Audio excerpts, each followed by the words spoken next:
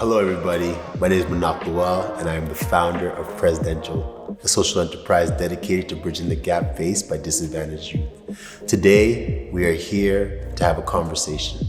The conversation will be exploring certain topics within the communities that we think should be addressed. We'll be talking about certain things like mental health, toxic masculinity, generational trauma, and while exploring these things, we're going to be looking for solutions to address them.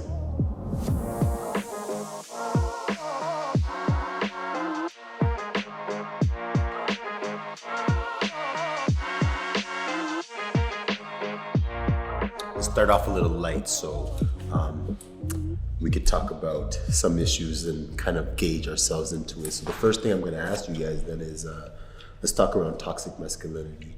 Is being vulnerable a weakness? I don't think it's ever a weakness to be truly honest with yourself, but I do think that with new people and new environments, I don't think that you should ever just completely open yourself up, because I think that that's how you also get exploited and used. And so I think that you should always come in with a little shield, but it's not wrong to lift up that shield and be like, yeah, this is who I am, this is what I stand for. And like realistically, you can be exploited by anyone. So like I feel like people are hiding that, but if you go through life like thinking, oh, I can be exploited by this person, you're never really gonna make a relationship with them. Exactly. So I think part of my success was being vulnerable. I think part of the reason why people vibe with what we're doing at Presidential is we're not faking it out. We're not telling you, look, we're living lavish over here, we're popping champagne every day. No, like we're showing you the struggle moments. We're showing you like the building processes and things like that. So I think like, I kind of understand what you're saying. Like we've understood how to humanize our success. You know what I mean? And when you humanize your success, what it does is it gives people the ability to look at you more than just, he finally got what he deserves when you make a mistake.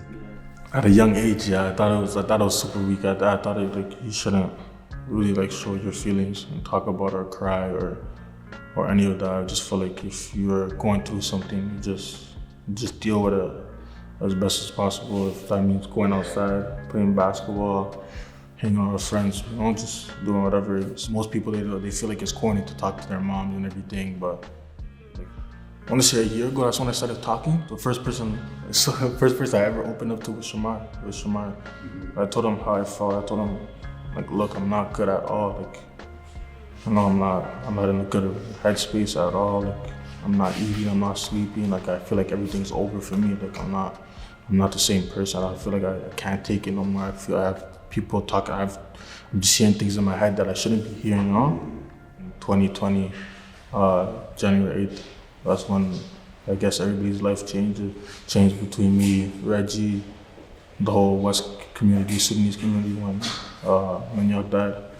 And the fact that I was there, Toko was there, and the outcome of everything was kind of like a big one. Like I didn't even think that I was gonna make it, to be honest with you. Like still like that insecurity that I feel, So it's just like I feel like I'm not able to do a lot of things or be that person I was before. So it's just hard. I feel like just me talking to certain people about how I'm feeling kind of helped a little bit.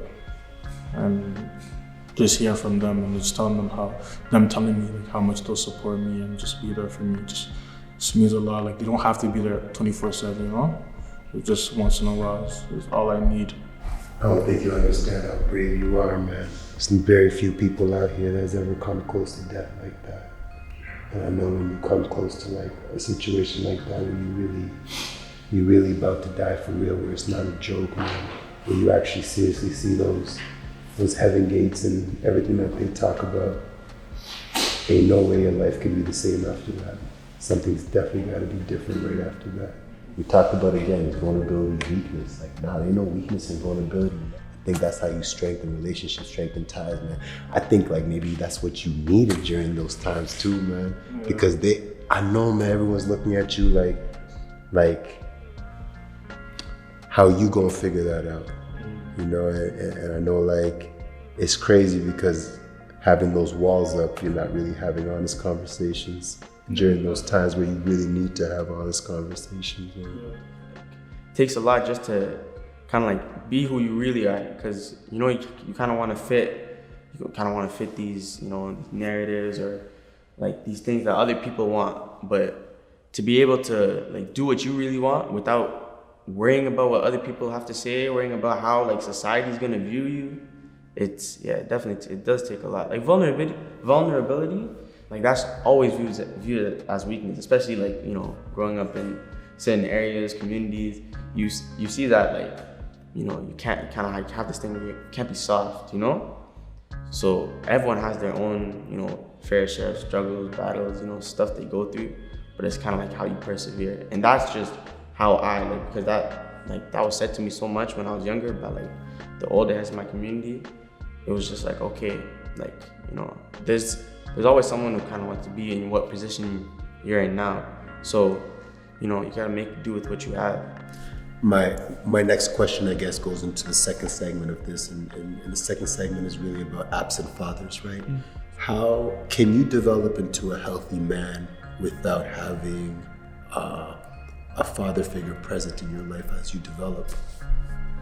When my dad left, so once he left, it was kind of like I didn't know who to look up to. At that time, my brothers were a little bit older than me, and they're smoking, doing all that stuff, But then I didn't really want to be around there, so I had to look for someone to look up to at that time, and that person was Shamar Brewster. So from there, started hanging out with Shamar and all those guys, older guys. So he put time into himself, but he also put time into his mom and his sister. Just made sure they were good and everything. Like had respectful conversations, treated them with the utmost respect. It's just like I've never seen that before. All my life at that time, at that young age, my mom was just dating a lot of guys, So I've seen a lot of guys mistreating her and everything. So when I seen that, it was just like I felt like that was supposed to be I was the way supposed to treat women, at that young age. But then once I seen him, then I just did a whole 360, and then just seeing the different habits that different people have, try to pick off just learn little things that you see when you meet different people and go to different places. I also think it's learning about different cultures, because in every single culture there is toxic masculinity, and there's things that you shouldn't learn, but at the same time there's lots of things that you can learn that will help you become like a good human being. I love what you guys are saying. Like while we're talking, we're bringing up a lot of different areas. Like we're talking about culture a lot, and you talked about how in culture there's certain things that are toxic that we take, and there's certain things that are not toxic that we take that can help you become a better individual, right? So I guess let's talk about our generations. Let's talk about this culture.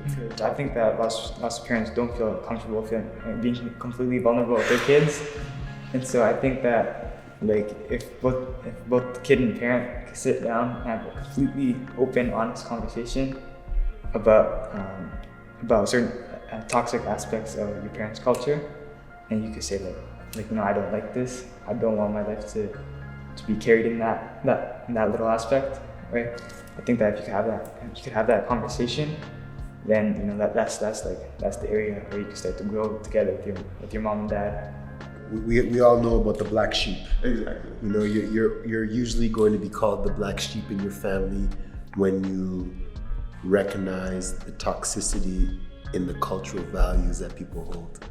So when they say let's do this, and that it's very toxic, and you're expressing to everyone it's very toxic, but everyone has gone through the same patterns and rituals for years and generation, they'll tell you it's culture. Yeah. What does that mean? Does that mean that it's healthy? Does that mean that we should be doing this right now? Right? It's culture. That's almost like a band-aid sometimes, to not be able to express yourself and be vulnerable and put yourself out there in the right way.